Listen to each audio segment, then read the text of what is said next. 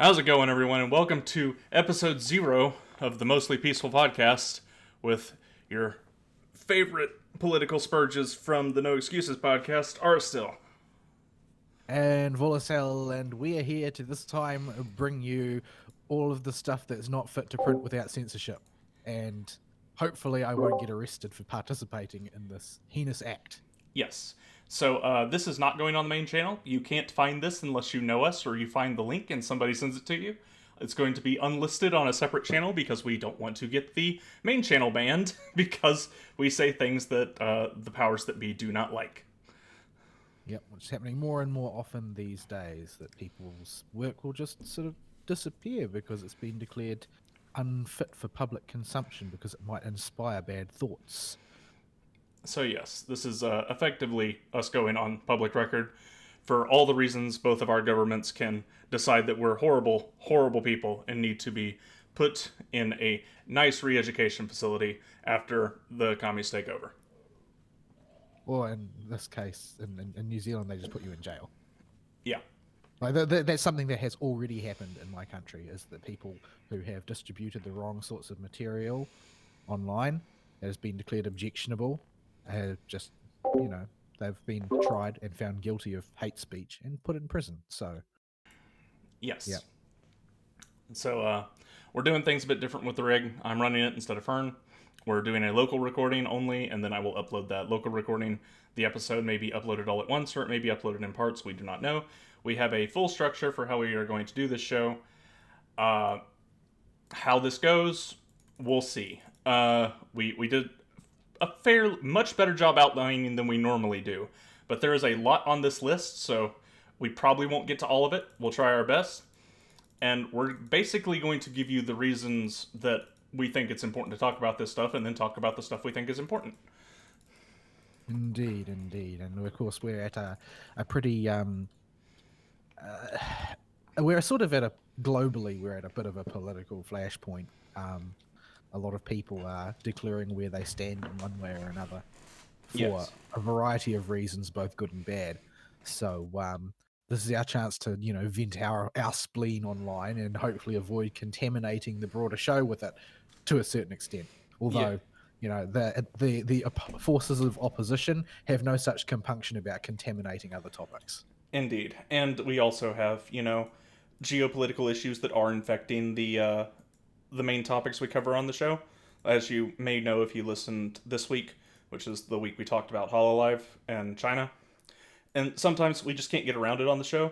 But we have a tendency to politically spurge on the main show, so we're kind of sticking it here instead. Yeah, especially because I don't think Fern particularly wants to be indicted in our particular foibles. Although, living in central Queensland as he is, he's probably significantly more insulated than I am to repercussions. Not quite so much as somebody living in a red state in America, but generally speaking, Australia, Queensland in particular, is more conservative. New South Wales, much less so. Victoria is basically San Francisco. Yeah. From what I've seen, Victoria is even worse than San Francisco as far as things like the lockdown are going. But yeah. So that's part of why we decided to do this. This seemed like a good time to do this anyway. Both of us at this point have gotten jobs in the real world and have been working for several years consecutively. And I think we have made it to a point in our lives where we're starting to solidify our political views for the rest of our lives, and we'll be stuck in some kind of ballpark of what we're at now forever. I don't think either of us will bump into any big political changes in our personal ideologies from this point on. So the more things I see, my precise positions on various issues may adjust slightly in the nuance, but in broad strokes, I don't think that I'm likely to change my mind in any grand way from this point forth. I mean, everybody thinks that, though, at every point of their lives. Yeah, that's the thing. It's just it's usually true after people get a job and enter the workforce. But the other thing is, though, that both of our countries are on the cusp of an general election. Indeed. And we're at a point where it's the make or break point for the growing power of leftist institutions in both of our countries. And if they can push through and hit power with both feet running after this current election, we're going to have a major paradigm shift in how things are done. And obviously, our position is not that we want that. We don't want that. So, this is not going to be a impartial show. We are very much so partisan. We both lean significantly further to the right than most people, I would say, than most people in the general public. I'm a bit more libertarian than Vaulisel is, if you're talking about the traditional 2D axis graph. But yeah, the axis graph that is basically redundant at this point. yeah, so but other than that, we have no intention of being neutral arbiters on this. We have opinions, and we know why we have those opinions. We've had plenty of years to hash them out, and so I think we'll just kind of wiggle our way through it. But Yeah, I mean, we're going to do our best to stick to the facts as we understand them, not necessarily as they have been reported by, depending on the source of that reportage, considering how unreliable such things have become over the course of years. But if we say anything that is just a flagrant distortion of the truth, it's probably not intentional, and you can just send us an email at the email address we've set up for this show to tell us what a bunch of morons we are. yeah, do not email the no excuses box for this. Poor Fern probably is going to lose his mind if he has to deal with it. The email address I have access to, right, I've set up for the show, is mostlypeacefulpodcast@gmail.com. So that's a working title. It may not be the permanent one, especially since we don't know what the shelf life of that particular gag is. yeah, but we couldn't think of anything at the last minute, and we'd been delaying this show long enough, waiting for, oh, well, this is going to happen. Well, this is going to happen. This is coming right up. We should wait till this happens. And then after the debates... Anybody who's lived in 2020 for a couple of weeks will know that 2020 does not operate in so convenient a way as to let you get everything big out of the way in advance. So yeah, we set it up for, I think, actually last week or the week before, but then it looked like the debates were going to happen. And so we just kind of waited for those to happen because we wanted to live in the timeline where those happens. We'll get to our impressions of those after we get into 2020. We got a whole 3 years, which will feel like it goes by very quick, I imagine, on this show relative to what we have to talk about in 2020. But one thing before we get started on the actual topics I want to talk about is I want to go over, both of us, and because we did this 4 years ago, or we did something very similar 4 years ago. It was less structured, I think, 4 years ago, and was just kind of... it was basically, we decided to have a bit of a chat about the way the Republican primaries were going, chiefly. Because at that stage, nobody knew what was going to happen. The Republicans had so many people in play, and there were reasons to believe any given one of them could have made it through at that stage. Yeah, it was very comparable to the air around the Democrat Party, in a way, in terms of who's going to be the nominee this year. Well, that's leaving out the fact that the sort of the marching orders in the Democrat Party are much more structured. Like, yeah, they got ultimately it was always going to be decided from above, because that's just how the Democrats operate. They're very disciplined in that particular sense. They have some incredible message discipline over there that the Republicans don't have. So that is not there. But 4 years ago, I think that's both an advantage and a disadvantage, depending on your point of view. Yeah, because if the party winds up wrong about something, every Democrat winds up wrong about it. And they will carry it until the higher-ups eventually change their mind. Yeah, even if they know that it's wrong, they will still continue following that particular line because it is the party line, and that's how they operate. We'll talk about that a lot in 2020, because it's become very evident this year. But 4 years ago, I think both of our political opinions were, and personal political beliefs were, very slightly different, at least, than they were this year. Can you think of any way you've shifted in the last 4 years?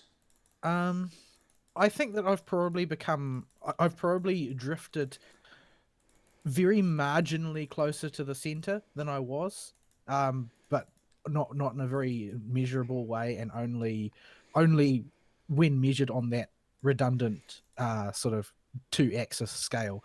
Mostly, I think I've converged on the general point of view that you have to be authoritarian sometimes, because some people are criminals and you have to treat them like criminals. because they are, even if they have not necessarily committed a crime, they are still trying to destroy the nation, Yeah. and they are usually just using somebody else to commit those crimes for them, and they happen to stand at the top. Like, so generally speaking, I've become a little bit more authoritarian, but it's sort of hard to compare that to an American scale of thinking, because I come from a monarchist background. Everyone in the Commonwealth does. We have a queen, and any proper son of the Commonwealth still respects the queen as their head of state ultimately. And even though she doesn't use her power very often, in fact, it's been many, many, many decades since the monarch of the British Empire did use her power, we still acknowledge that as legitimate, that because she is the monarch, what she says will happen goes, and there is no overruling it. That's not a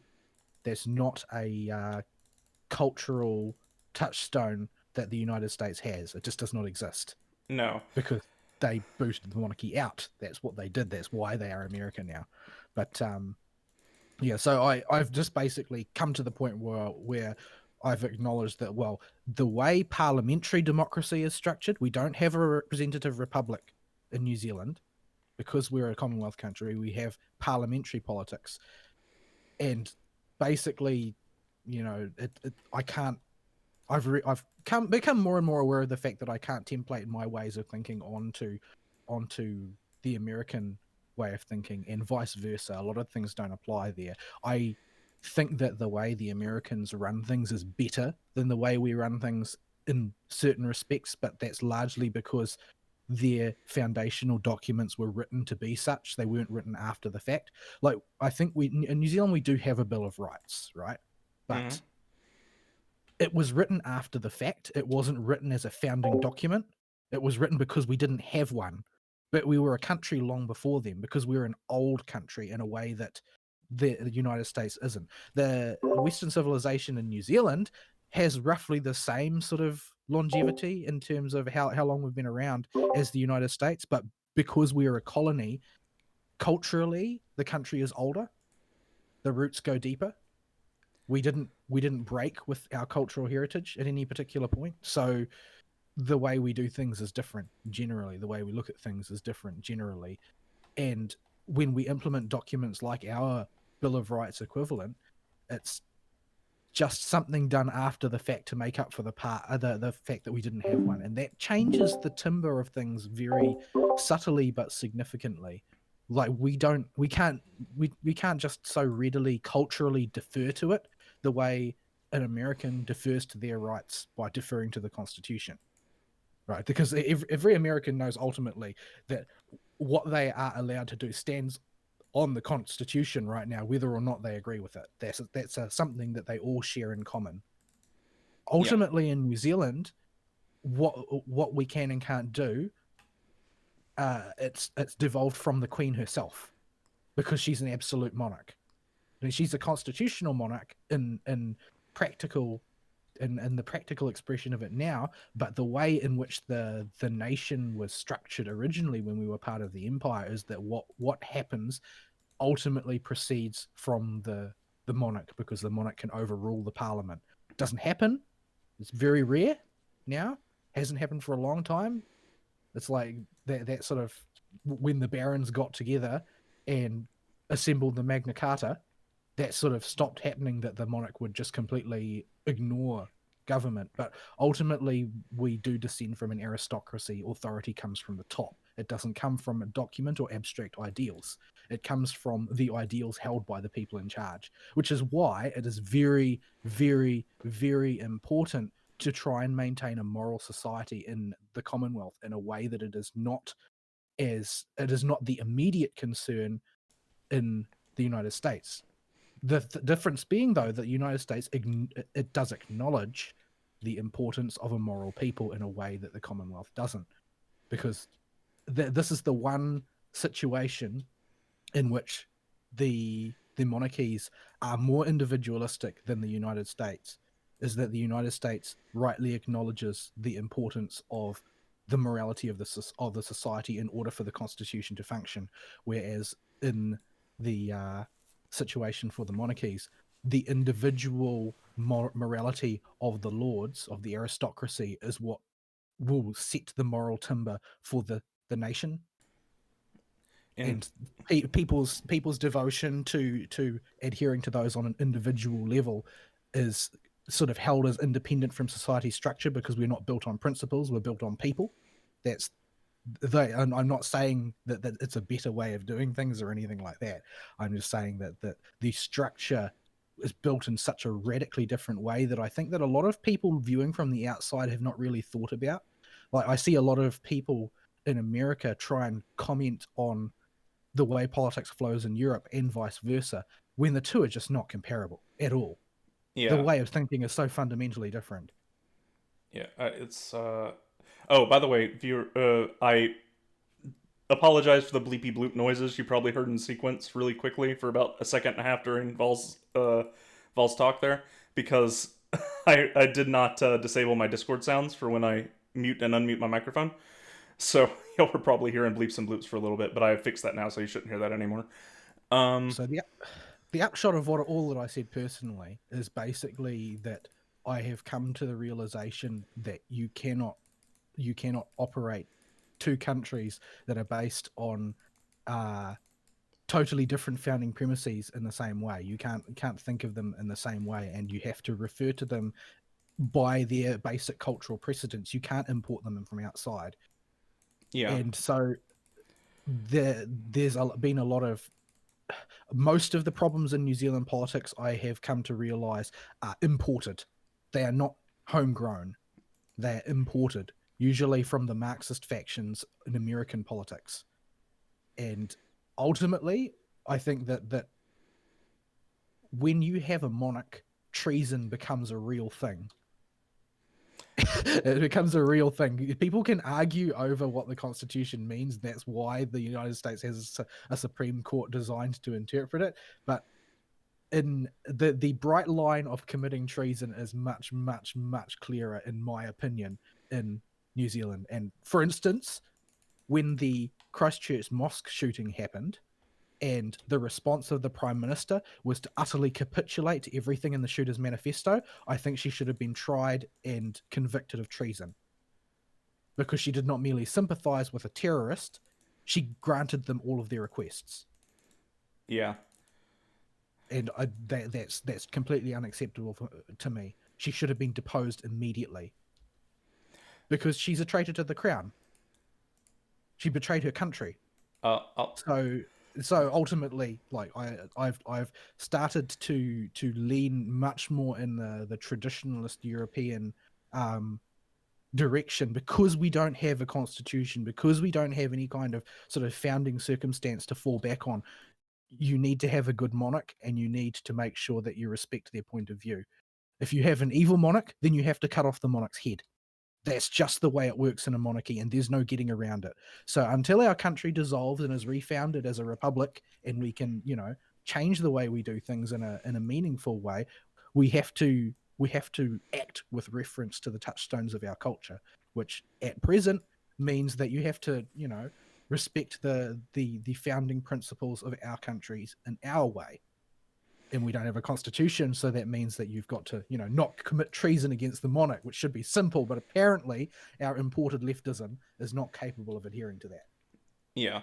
I've come to a similar conclusion about American politics from our side, and that America is a very unique animal when it comes to discussing its political influence on the world and its people came to hold the views inherently that they do. Because unlike other countries, we were not founded because of a long-standing association with the land or a ruler or a or something of that nature. We were instead founded on ideas. And this was manifested through the Declaration of Independence and the Constitution that heavily promoted individual liberty. And the government set up around that is very different than one that naturally grew out of a monarchical type of government like the ones in Europe. And so it is wholly incompatible to take things have worked in the U.S. and just insert them into Europe or vice versa, because our governments and our people have come to believe things through different ways and believe different things and hold different values when it comes to what's important in governance.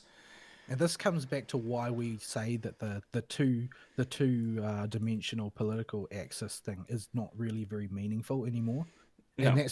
that's due to rather than saying globalism, we'll just say due to the international discourse between nations, is that we're not talking about the same things even if we use the same words at times, Yes. because our point of reference is so different. And the other interesting corollary, I think, is something that has emerged. I did not realize that it had happened, but it seems that there has been at some point some forcible brainwashing or re-education or something happened in the United States, which has resulted in a bunch of people in the US thinking that American exceptionalism means America is better by default, by fiat, as opposed to American exceptionalism referring to the fact of the uniqueness of your founding, the fact that you were able to build a country and its ideals from the ground up, which is different to every other nation on earth.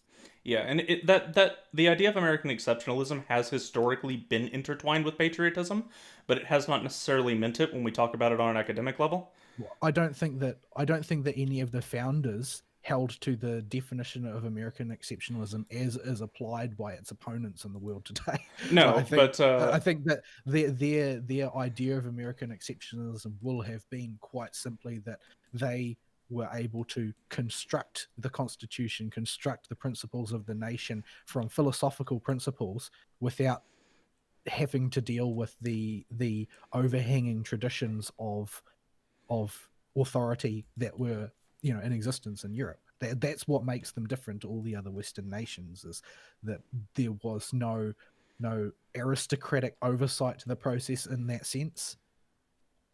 It was something that was constructed from whole cloth, written on paper by people who had thought sufficiently about it to do so, and the nation was built on the foundation of that document. There are, deeper roots and foundations, fundamentally moral and religious ones, which underpin all of them. But well, ultimately, what makes America the exception amongst the nations is that they were founded to be a nation from scratch. They were not a holding of lands conquered by a particular lord that happened to endure for a sufficient amount of time and accumulate a sufficient amount of power. yeah. So yeah, basically that's pretty close to what I've come to think between the two countries, or our two countries specifically, and the U.S. itself. It's just I do not think we can compare them very easily. Also, there is just terminology problems. Thanks especially to the left getting in an infecting language where things mean different things in our countries and leads to crossed wires when it comes to communication about political topics. When An interesting thing to remember about extreme political leftism is that it was designed originally to work in a monarchic milieu. In It was designed to work on European countries. And so that's why you can't see it happening at the sort of stark resolution that you can see left wing infiltration happening in the United States. It's very obvious in a lot of ways. You can see clearly, oh, these are the things that have been done by the progressives in order to undermine these structures. They are able to camouflage themselves much, much more effectively under the European system because there is no, bright white background of the Constitution to hold their behavior up to. yeah, that has definitely been something I've noticed. And in America, we also, as opposed to having a monarch or anything like that, that has led us to be more accepting of rule from above and as a populace. We were because we were founded on the Constitution and the Declaration of Independence, etc. We have a very natural libertarian inkling. And when I say libertarian, I hate using this word outside of people that know what I mean because the Libertarian Party does not mean what I mean when I say libertarian at all. What I mean by that is we have a belief in the rights of the individual to make mistakes and figure things out themselves and not need somebody telling them what is good and not good because of the nature of our founding. It's just kind of I got, ingrained in us. I got to say, I don't really understand why you have a Libertarian Party, because we've got a party called ACT in New Zealand that is libertarian along all the classical libertarian lines. They have libertarian fiscal policy, and they're extraordinarily progressive on social policy. That's your typical libertarian layout. We have an equivalent to your libertarian party. It's called the Aotearoa Legalized Cannabis Party, and they have one policy of note. Yeah. And so the Libertarian Party is not ever what I'm referring to if I ever say libertarian. I'm referring to a very hugely bigly focus on individual rights and the ability to make decisions and mistakes by yourself without somebody overhead bearing down on you in any way. That's generally what I mean when I say libertarian, and I think that is what most people would think if they have read a book at all in their life. But that is not what the commoner in America or the rest of the world, for that matter, thinks. They think somebody that just wants to, you know, smoke weed and be left alone by the government. It's quite a bit different than that. Well, so I back 4 years ago, I was coming out of my college leftward lean that most Americans go through because of the nature of our political institutions and our educational institutions. When you go into college, the entirety of college is very, very left leaning, and if you go in, even as a conservative, you will inevitably, whether you like it or not, develop some kind of leftward lean because it's so starkly different, and you'll want to fit in. Yeah, when I was in college, I did not have a leftward lean, but I was much more close to a libertarian than I am now. Basically, because my viewpoint was very and after the mold of a libertarian, my viewpoint was very mercenary. The idea being we have a leftist government filled with leftist policies, and the only thing that I can reasonably do is try and take advantage of as many of them as possible. Yeah, That was my point of view. It was very sort of mercenary, ruthless, selfish, attempting to basically get for myself whatever I could out of a situation that I didn't agree with because it was there, which is what and I had to pay heavy consequences for that erroneous way of thinking, and yeah, I'm going to be paying for them for the rest of my life as a result.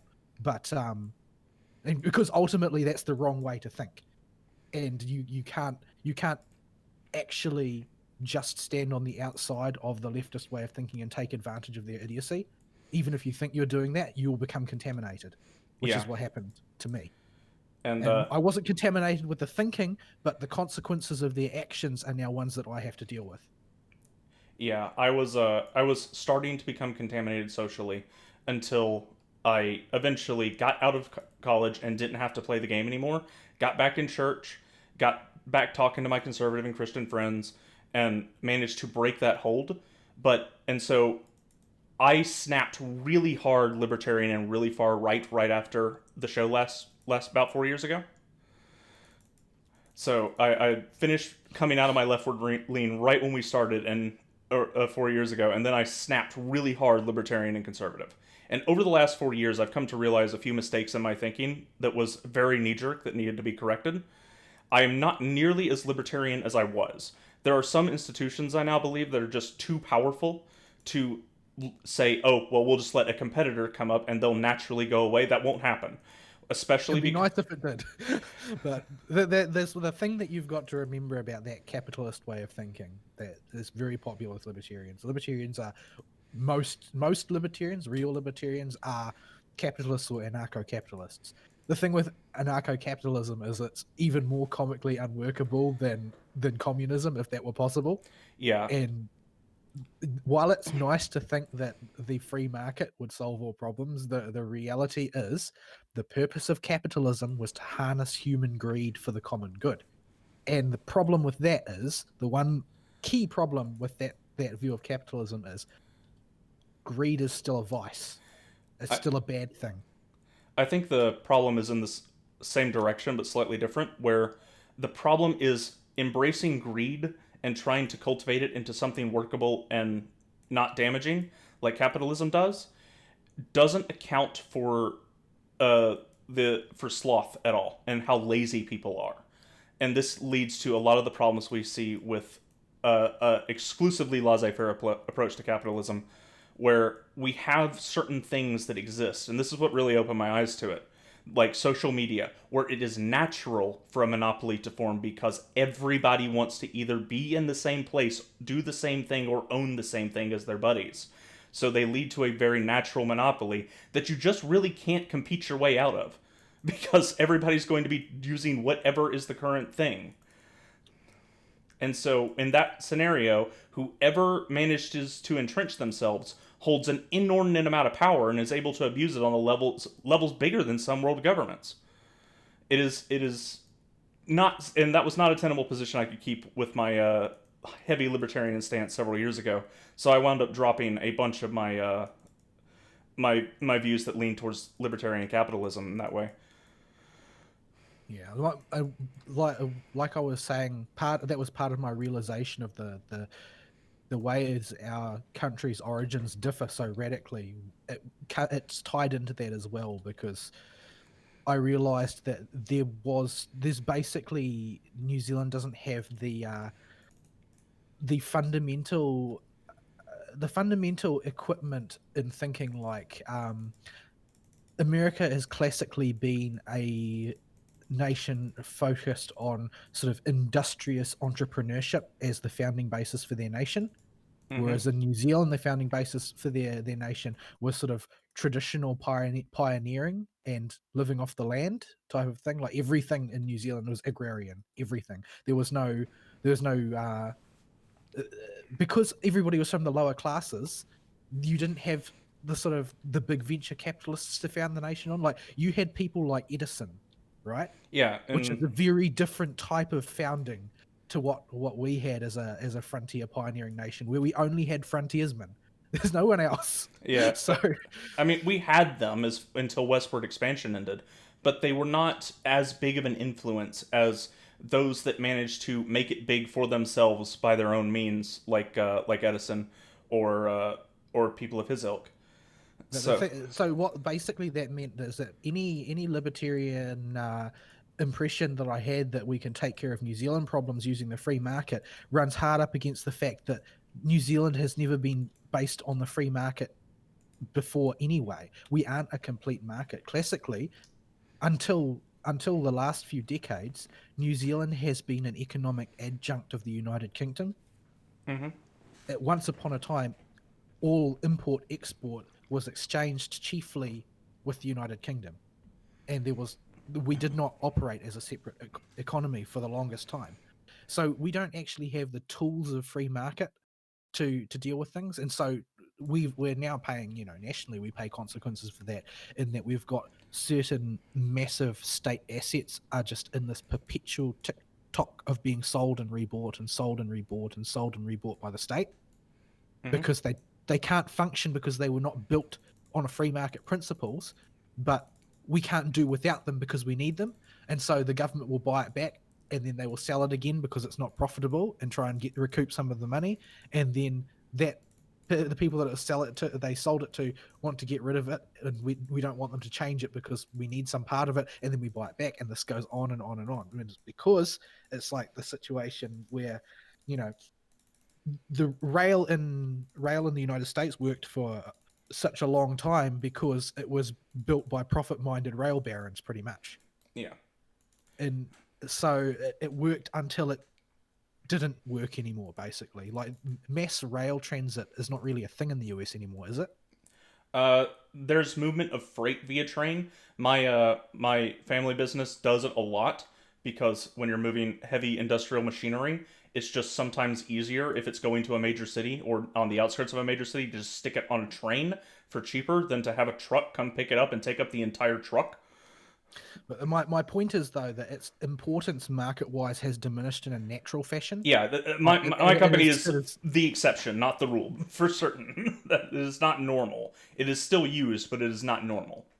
Yeah, it is diminished in a natural fashion, whereas in New Zealand, there's a traditionalist mindset. Oh, we've got to have the rail service. New Zealand Rail has to exist.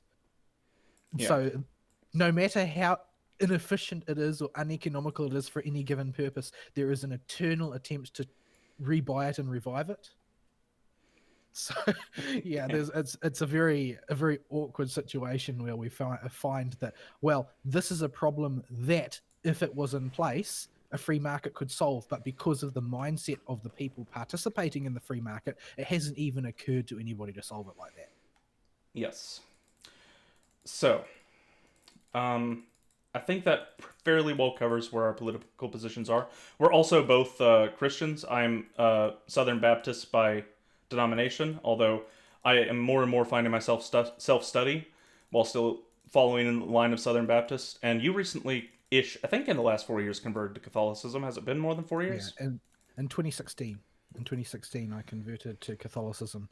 Basically, the original trigger for me leaving, because I was a Baptist, and the original trigger for leaving that church, the quickest way to sum it up would be to say it got woke. That's a crude summation, and what happened doesn't actually necessarily incorporate all of the tenets of what people would think of as going woke, but I would say that it was on that same track, the Yeah. things that were happening, and ultimately it had proceeded down a path of what we would say in the Catholic Church is that they had decided to ascribe to supremacy of conscience, and there's not so much any fundamentals as, you know, you can decide what is good and bad based on your impressions of it, which is no different to not being religious at all. Yeah, and we had a guest speaker at our church that actually talked about this and said it's very important to get back to the fundamentals of Christianity and your faith this morning, and went over what they were. So, just interesting you brought that particular verbiage up after this morning's sermon for me. Yeah, so that was basically what booted me out of the I had some conflict with them as well, because they had started trying to push a line that Muslims were just like us type of thing, and I said, you know, that the last command that I said this publicly to the person speaking from the pulpit, you know, Muhammad's last command was to subjugate Christianity, right? Absolutely, and to make them into slaves. The last thing that he said before he died. And then they accused me of trying to spread division. Yeah, that it we have gotten away in especially the evangelical or the Protestant denominations from understanding that there is a core doctrine we're supposed to follow here. We, like there is a theology, there is a belief system that is not compromisable, and this has just become a pervasive problem throughout a whole lot of the Protestant churches, especially in the West Coast USA, where we have what we call California preachers, who are, for all intents and purposes, atheists with the or agnostics with the wearing a Christian suit, that do not actually have any kind of doctrine or theology backing anything they say. Just saying, oh yeah, it's okay for gays to get married. You're welcome here. We have a gay preacher, and they are going down this rabbit hole that is not tenable. The same thing is happening in the Catholic Church, and we have less of an excuse for it because we do have bishops that could overrule these people, but most of them are spineless because they have been corrupted by government contracts, basically. As much as the leftists like to talk about separation of church and state when it's convenient for them, the leftists have bought off large chunks of the American Catholic Church by giving them special funding contracts for immigration purposes. So you've got a whole cadre of corrupt American Catholic bishops who are basically working with the Democrat Party for the purposes of demographic change in the United States, because there's a lot of funding in it for them personally. Yeah. And that's so basically, while the Protestant church has been corrupted by conventional moral lassitude, the Catholic Church has been corrupted by the classical means of greed. So yeah, I mean, there are still corrupt ideologues in the Catholic Church, but most of them have been driven by money. That's been my observation in the West. Yeah. And that's how things lie on that line. But I think in the case of the Protestants, Adam Ford coined a term. He's the guy. I think he went on to found the Babylon Bee. But the term that he coined for it was moralistic therapeutic deism. Yeah. and and there's basically, oh yeah, there's totally a god and stuff, and yeah, we're all about like believing in God so that we feel good and stuff. And that's basically the extent of their religion.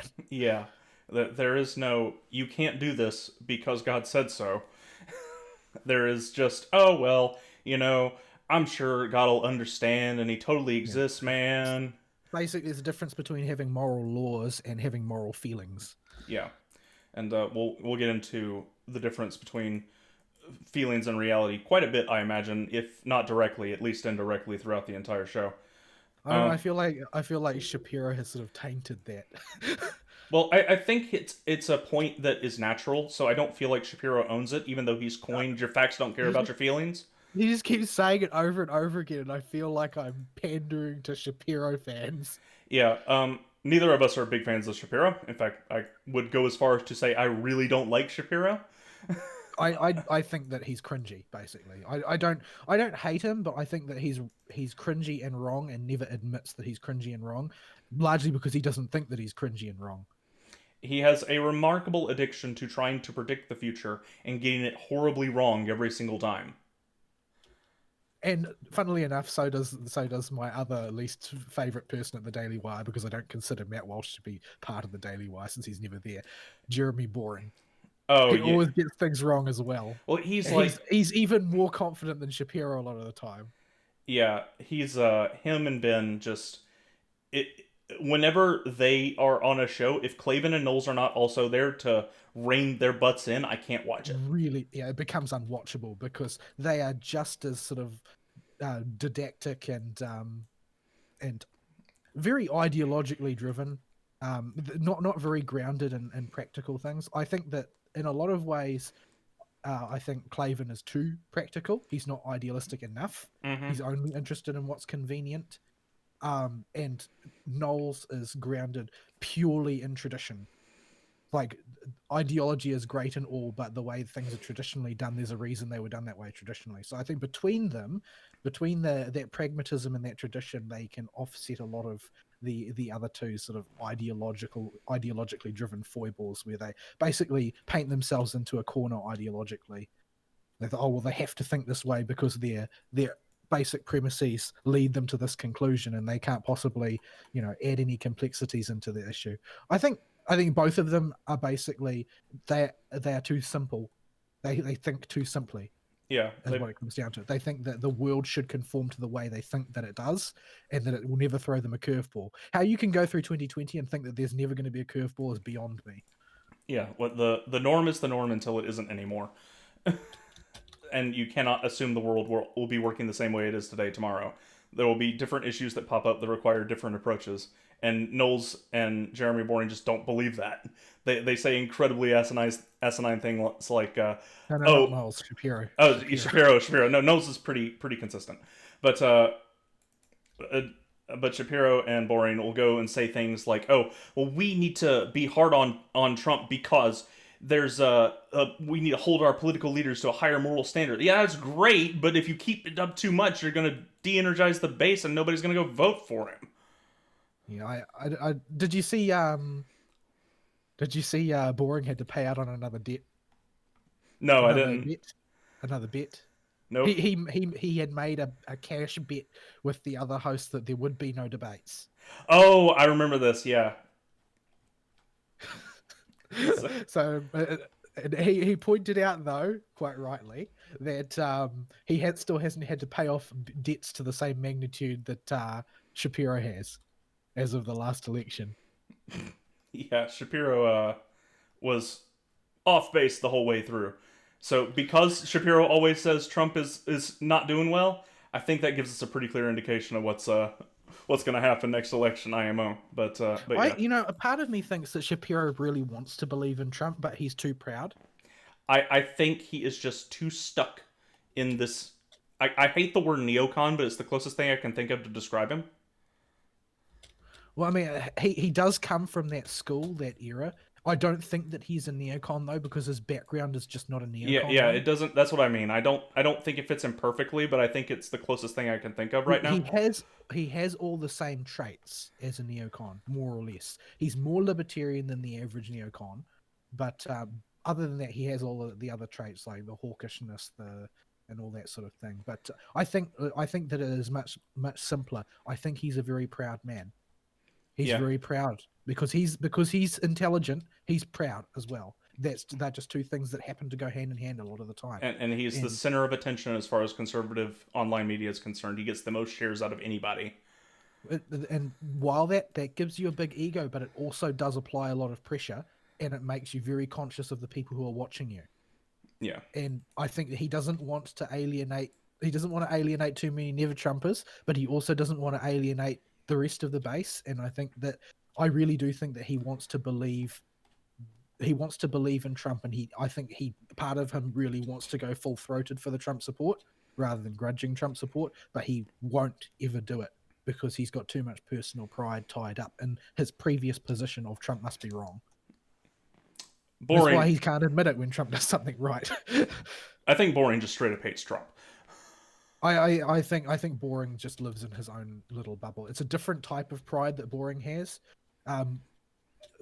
Boring has got Boring is one of those people who has gotten as far as he's gotten to that point where he's successful, and he's got that point of view that a lot of people of his ilk have, where college degrees are worth nothing, intellectualism is worth nothing, it's all about practical skill and so on. Because I mean, I don't think he has any kind of qualification either. He's gotten to where he has through the sweat of his brow, and that's commendable. But in doing so, he's ended up adopting all of the same sort of stuck-up, highfalutin intellectualism, except he's come by it by way of, I did it through the sweat of my brow, therefore my opinion is important and valuable, more so than other people who might have thought about things differently. I think that's part of why he scorns Knowles so much, I think, other than the fact that it's a meme to scorn Knowles, is that Knowles is a classic liberal intellectual. It just so happens that all of his views conflict with what a classic leftist would think. Yeah. Because he actually did study the topics that he's got qualifications for. Like, I think Knowles' main field of study was probably Dante. Oh yeah, but, he loves Dante. And that's very, very traditional in terms of the ways of thinking involved. And so while he's got the background of, liberal arts degree, grew up in New York, educated and worked in California, Los Angeles, he's in every respect a liberal of the classic scumbag intellectual elite liberal that everybody has in mind as the stereotype if you're a conservative, except that he's a conservative. And because Boring comes from the opposite angle, in that he's an underqualified, sweat of your brow conservative who's built up a media empire through hard work, I think that he can't compute Knowles categorically. Yeah. And part of the reason I brought the Daily Wire up is because they are the biggest. Are you still there? Oh, yes. I just forgot to unmute. I forgot to unmute Discord when I muted my microphone. But part of the reason I brought the Daily Wire up is because they are the most popular conservative network out there right now on the internet, and I think they're even squashing Fox News in terms of total stuff now. So they are because they're not traditional media. They don't have a show on cable. Yeah, so they're giving our opinions on what we view of the major Daily Wire hosts. I think gives people a better perspective on what we believe in, where we stand on issues. So that's I would hesitate to refer to Fox as right wing anymore. I would. I would as well. That I wouldn't call them right wing, but the public does. So I would say, ironically, I would say that while I think that they're generally wrong on most things, I would say that they, over time, have converged on their motto of fair and balanced better than any other network. Not necessarily because they are fair or balanced, but because they give people time to air their views from both sides of the spectrum, which is something that the other networks simply don't. That and their hosts are as polarized and all over the spectrum as possible. You've got Tucker to Wallace, leftists, and you've got Tucker, and I can't get a beat on Tucker. I don't know. I can't tell how sincere he is. If he's sincere, that's great. He's got a lot of very good classical conservative views. With the thing with Tucker is that Tucker is a European style conservative, which I think is very strange. He's got an American flavor to him, but his sort of very paternal paternalistic style of conservatism is very much about taking care of home and hearth and country is very European, but with an American flavor. Yeah, So I it makes think Tucker very easy for me to digest. And you see often Tucker is very, very popular with UK conservatives. yeah, he's very popular all over the world right now. Actually, he's one of the few voices on television that is speaking to what I would call the collective conservative internet voice, and as as if you aggregate the conservatives as a whole on the internet, if you distilled them down to their average beliefs, you would get something close to Tucker. Yeah, because I think that Tucker's beliefs are very easy to relate to for the working everyman, Yeah, and they also don't transgress the beliefs of the thinking conservative very much. So I think he's quite palatable. I mean, the big question that always arises anytime anybody brings up Tucker, though, is he sincere or is he controlled opposition? he's done interviews before with uh what's his name, Dave Rubin, where he had a really good interview that seemed like everything he came to believe came about naturally, and he seemed sincere in that interview, and that the Tucker face is a physical performance he does, but he genuinely believes everything he says, except when it comes to criticizing Fox News. The Tucker face. I always remember Tucker by the Tucker face. I don't even know what he looks like other than the Tucker face, where he just looks sort of vaguely baffled all the time. Yeah, But so yeah, but I think he seems to be very popular amongst those of us in the Commonwealth, and that because he's kind of a toff in a lot of ways. You probably don't have that word. yeah, no, He's sort of like a an upper class aristocratic type, and we don't actually in the Commonwealth we don't actually take an offense to that. I've seen a lot of right wingers who disagree with Tucker. They scorn people who are fond of him because they say, "Oh, you're listening to just another media elite. He's just like all the other elites." But the fact is that being an elite isn't intrinsically a problem for someone from the Commonwealth because we've always had aristocrats. So yeah, we are more interested in what he actually thinks. yeah. I've disagreed with Tucker in the past, but that's natural. If you know, because currently conservatives are a, I guess the best way to put it would be a diverse coalition of every viewpoint that isn't Maoism. And that's which is part of why there's no solid message discipline. Yeah, so we are very diverse right now, which is ironic considering that that's the left's mantra, but their ideas are completely homogenous. So I find myself disagreeing with Tucker on quite a few things, especially when it comes to individual liberties. But in general, I find him perfectly watchable most nights, and sometimes he hits it out of the park. He had a few good nights during the high times of the riots this year, and Yeah. and in general, he's very easy watch. He's easy to get other people to watch because he's probably going to be close enough to their ballpark where you can easily show a Tucker clip that presents your idea in the direction you want to take somebody, and then you can arguing from your point without anybody to help present the point. So Tucker's a good icebreaker for that, or starting somebody thinking about something. I find. Yeah, the fact that he's a bit sketchy on personal liberties at times, like that's one of those things. Just less of a problem for a European and Commonwealth audience because we're not used to having a great deal of personal liberty to begin with because didn't ever have our free speech protected. We didn't have freedom of religion protected. We That's not part of our cultural background, so we don't immediately balk at that the way that an American is like, whoa, whoa, whoa, whoa, whoa, whoa, whoa, whoa, when they hear anything that restricts their freedom whatsoever. Whereas, that's why I say he's compatible with those audiences in other countries, is because we're accustomed to the idea of, oh, well, you've got to curtail some things in order to make sure everybody's rallying behind the king, because you need to rally everybody behind the king because when the king of the neighboring country shows up, we're going to be going to war. Yeah, it's a America has never had to go to war with anybody other than A, itself, or B, somebody across an ocean. So that was not quite so important. oh, we fought Mexico that one time and took Texas. But Yeah, those are just Mexicans.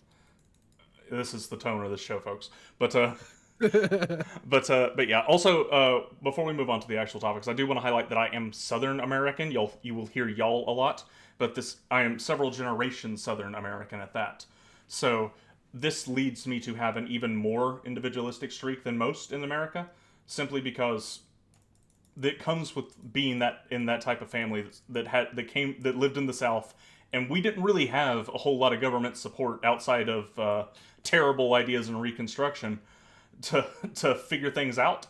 Well, I We're mean, the current government burned your entire state to the ground. Like when I say current government, I mean like the continuous federal United States of America government. yes, and I do Burned your entire state to the ground. I do want to distinguish something because there's a difference between having regional pride and pride in what your region believed at the time, and people don't understand this in relation to the South in the United States.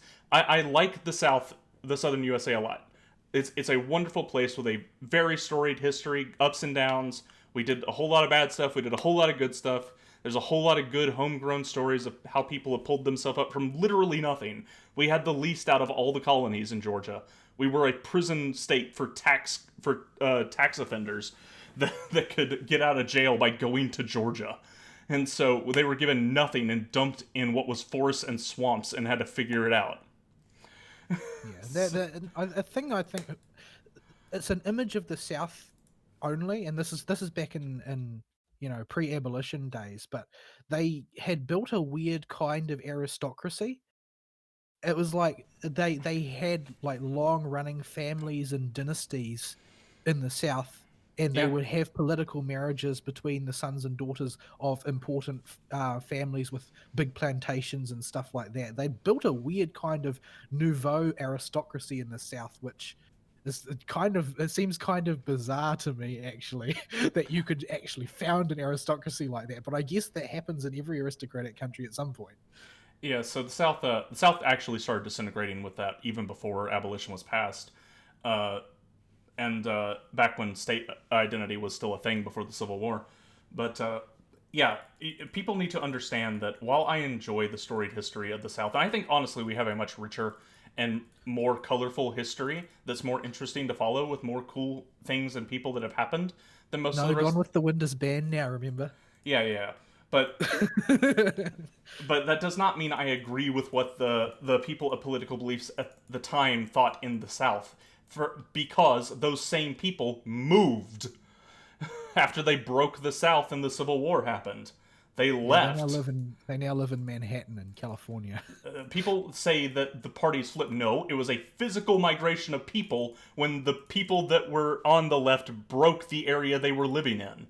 This is abundantly clear if you look at the movement of people and how the carpetbagger system worked, with people coming in from the north to settle in the south because they saw opportunity. So there was no party flip or anything.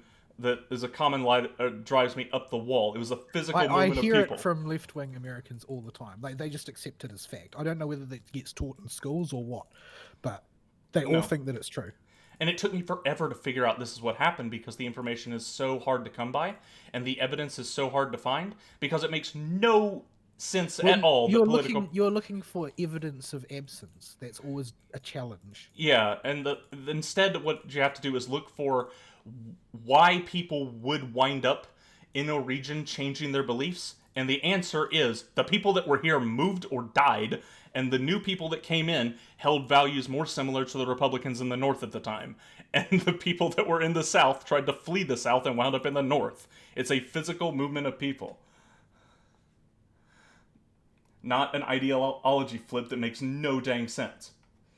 Yeah, when you take a step back and just look at on the face of it, there's no way to architect a change in ideology, like a sudden change in ideology, other than the one way that you see it always happen elsewhere in the world, which is mass civil bloodshed within that area.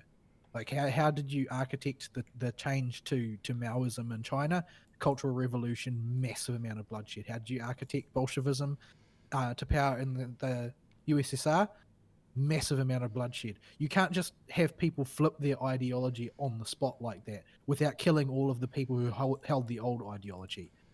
or Yeah. holding them at gunpoint. There's no other way, and it's the only way that it works. Yeah, the Civil War happened. There were a lot of people died, and in the following 50 years, there was a shuffling of people that over time led to the demographics and political beliefs changing, and the cultural zeitgeist shifting in both regions to fit the opposite of what it was.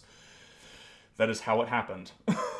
So, um, so yeah, I think that covers our political beliefs fairly well. I don't think there's anything else we need to do to give context to people. We've been going on for this for about an hour. Um, and Well, I mean, this was going to be a show where we just shoot the shit at great length. yeah, so I'm going to stop the recording here, and I'll may wind up uploading this into parts if my video editor doesn't cooperate. If it does, I'll just upload it as all one big mega show. But we'll see how it goes. And every hour I'll just cut the recording ish hour and a half, and that'll be our segments for the show. And we'll go over 2016 to 2019 right after we get back.